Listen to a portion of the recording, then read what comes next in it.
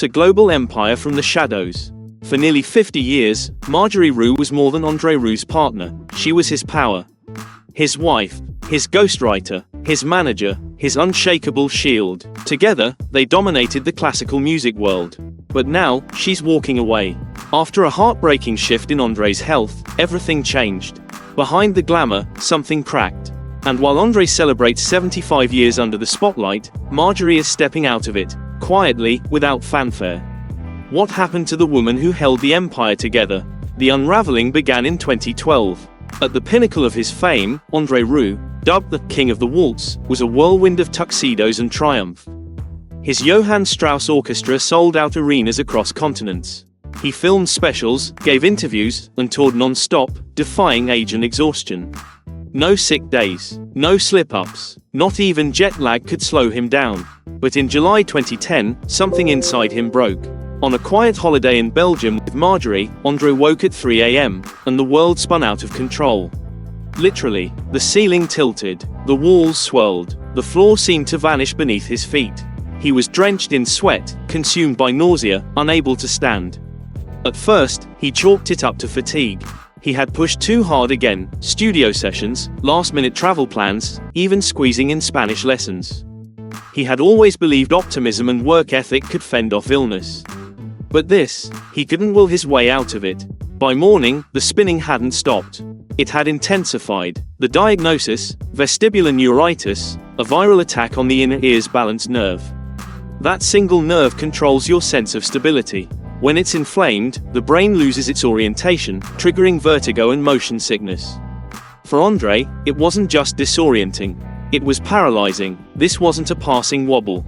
He couldn't walk straight. He couldn't rehearse. He couldn't even lift his violin without the room pitching sideways. And the timing couldn't have been worse. He had a massive concert in Amsterdam the following week. Not a small gig, a sold-out stadium, 60,000 fans. But this time, there would be no triumphant return. His doctor delivered a harsh prescription, total rest. And that's when everything began to unravel, not just for André, but for Marjorie too. Marjorie Rieu was never just the woman behind the man. She was the blueprint. A trained composer and former language teacher, she had been André's wife since 1975. More than 4 decades of partnership, not just romantic, but strategic, creative, logistical, emotional. While André commanded the stage, Marjorie ran the empire behind the curtain.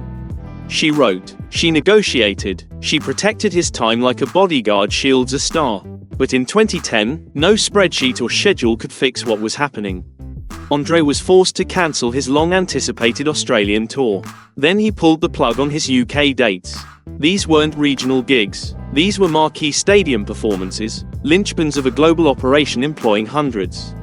Lighting techs, violinists, production crews, freight logistics. In all, 120 people depended on him for a paycheck. The monthly overhead, a staggering £825,000, before he even paid himself. His illness wasn't just a health crisis. It was a financial earthquake. And at the epicenter stood Marjorie. From their 15th century castle in Maastricht, the home André had dreamed of since childhood, she became the steady hand in the chaos. She kept the company running. She handled press, rescheduling, and disappointed fans. But most critically, she convinced André to rest, to stop pretending he could outwork a virus. Because he did try. He begged for meds, pushed through the pain, insisted he could rehearse, perform, recover. But his body had other plans. It was Marjorie who whispered the truth. This wasn't a challenge to overcome. It was a cliff to avoid. The cruel twist. For years, André had believed he was burnout-proof. He was so sure that mindset could override biology, that joy alone could inoculate him from collapse. But even the most unstoppable performers reach a breaking point. And André had hit his. For 3 months, he couldn't tour. Could barely stand. Some days, he couldn't even sit up. He felt embarrassed, like he'd failed, not just himself, but the entire team. He didn't even have the strength to play with his grandchildren. At one point, he laughed that he was going through the menopause. But the truth wasn't funny. This wasn't just an ear infection. It was a warning shot from his own body. Doctors ran every test they could. André even underwent a brain scan to rule out the possibility of a tumor. The scans were clear, but the road to recovery was anything but. There was no miracle drug. No fast fix. Just months of grueling balance training, physical therapy, and repetitive exercises that tested his patience. Standing on one leg, drawing figure eights with his feet, shifting his gaze side to side, up and down, 3 times a day, every day, for 30 minutes. Slowly, achingly, progress came. His body began to recalibrate. But even as André clawed his way back physically, the emotional weight stayed heavy. The fear of another collapse never left the room. Vestibular neuritis has a relapse rate of 5%, and stress is a major trigger. So André couldn't just tweak his schedule. He had to rethink his entire way of living. And once again, it was Marjorie who stepped in. Together, they sat down and wrote 2 lists. One was everything André loved, the music, the stage, the studio sessions. The other, everything that drained him, endless meetings, press interviews, contract talks, managing operations. That list went on and on. So they made a bold call. They slashed it, they restructured his calendar, they redefined his boundaries. From now on, André would pour his energy only into the music. Marjorie would handle the rest, shielding him from the noise. It wasn't just about efficiency. It was about survival. The audience might see André as unstoppable. But Marjorie had seen the truth, watched him stumble, drenched in sweat, unable to walk a straight line, ashamed to ask for help. And she stood firm beside him, making sure the world never saw how close he came to breaking. Their bond was never built on spotlight moments. Marjorie rarely stood on stage or gave interviews. She once admitted she didn't want to be known just as André Rieu's wife. She had her own music, her own voice, her own life, but in the quiet, behind-the-scenes moments, her strength was unmistakable. Together, they raised 2 sons. Today, they're grandparents to 5. They live in the same castle where André once took piano lessons as a boy. And through decades of dizzying fame, roaring crowds, and endless travel, Marjorie stayed grounded, even when the ground itself felt like it was slipping. By 2013, André made his return to the stage. Faster than doctors expected. The therapy worked. The new lifestyle helped him regain control. But the shadow of that illness never completely disappeared. And Marjorie's role evolved. She wasn't just supporting a touring artist anymore. She was guarding the man she loved from his limits, doing everything she could to keep him from the edge. So when fans see André today, grinning, bowing, leading a 60-piece orchestra, they don't see the cost behind that joy. But Marjorie does, and fans definitely don't see the woman who kept everything from collapsing when it all began to fall apart. But Marjorie does, because for her, that moment in 2010 wasn't the end. It was only the beginning. In 2017, André faced another reckoning. This time, it wasn't triggered by illness or cancelled shows. It came from something deeper, something internal. After a second major health scare in just a few years, André could no longer ignore it. The endless touring, the mental pressure of leading a 60-piece orchestra, the logistics, the constant fan engagement, it was all too much. His body had raised a red flag. And this time, he listened. That's when he brought in backup. A personal trainer, a new nutrition plan, a daily routine built around endurance, strength, and, most importantly, rest. This wasn't about looks. It was about staying alive. He began training not for appearances, but to make sure he didn't collapse mid-show. Literally, his trainer adjusted his meals, tracked his movement, and helped rebuild his stamina from the inside out. And the change was undeniable. He slept better, moved easier, thought clearer, but it didn't stop with him. His transformation sent ripples through his orchestra. Soon, the Johann Strauss Orchestra got in on it. Hotel gyms filled up, Zumba classes popped up on the road. Some even registered for marathons between tour dates. The culture shifted. Health became a daily priority, not an afterthought. And if you've ever wondered how a man in his 70s performs from 8 p.m. to midnight, 5 or 6 nights a week, across time zones, this is how. With discipline, with rest, and with a crew that takes its cues from him. Now, André keeps his inner circle small. He carries photos of his family tucked inside his violin case. His sons send him snapshots of his grandkids before every performance. His wedding ring hangs from a chain around his neck, not his finger, so it won't slip or catch during a concert. These aren't just habits, they're lifelines. In a whirlwind life of airports, arenas, and applause, it's the small tokens of home that keep him steady. And speaking of home, his castle in Maastricht, it's not just a monument to his success. It's where Marjorie waits, watching every performance from behind the scenes. always nearby, but never center stage. She doesn't need the spotlight to shape the story. For over 40 years, she's been the steady hand guiding every step from behind the scenes, writing his biography, structuring concerts, managing logistics, and keeping him locked in on what truly matters. Their bond still pulses with the same energy that sparked in the 1970s. Marjorie was a language teacher in Nijmegen. He was the boy she first met at his sister's Sinterklaas party. When fate brought them back together years later, they didn't hesitate. They fell fast, but not everyone cheered him on. André's parents weren't convinced Marjorie was the right match. Her free-spirited, flower power vibe clashed with their strict, traditional expectations. Still, they moved forward. Both were raised in homes where discipline and hard work were non-negotiable. That drive laid the foundation for everything they would build. By 1978, André had joined the Limburg Symphony Orchestra and was playing in Gemma Serpenti's Salon group. Around the same time, Marjorie discovered she was pregnant. They juggled family life, teaching jobs, music gigs, and hustled to book shows in retirement homes. Calling it hectic barely scratches the surface. But they never stopped. Marjorie penned the talking points between songs. She designed brochures. She manned event booths to book gigs. At one point, they played free concerts to a handful of people in tiny halls, all while dreaming of theaters and world tours. When their big break arrived, thanks to the 1994 album Strauss & Company and the viral hit The Second Waltz, it wasn't luck. It was years of painstaking work, brick by brick. But the journey wasn't without bumps. Their 2008 replica of Schönbrunn Palace nearly sank them financially.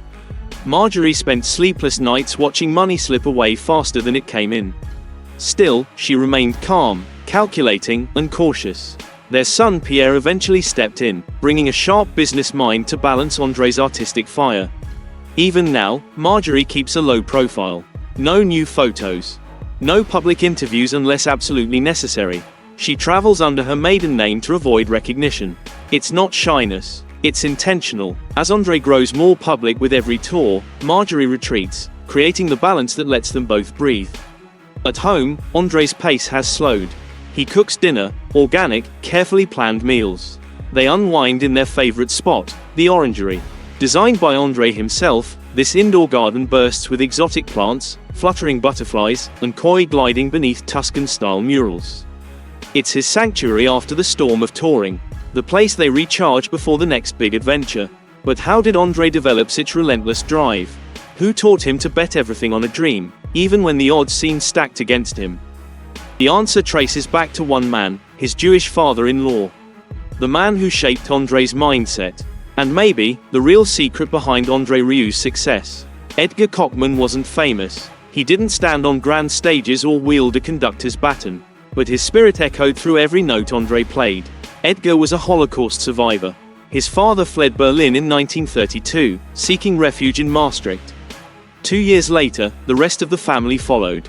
During the war, Edgar went into hiding, protected by a brave Dutch girl named Nelly Amel, who would later become his wife and André's mother-in-law. Nelly risked everything, joining the Dutch resistance and helping Jewish families survive. Years later, André received a letter from an Israeli family, thanking Nelly for saving their grandmother's life. That moment stayed with him, not just as a distant memory from the past, but as a living legacy his marriage had bound him to. And then there was Edgar's record collection. When André married Marjorie in 1975, he didn't just gain a wife, he stepped into a whole new world of sound. Edgar's most treasured possession wasn't wealth or memorabilia. It was a vinyl collection of over 300 records. This collection introduced André to fresh rhythms, new languages, and a musical landscape he'd never known.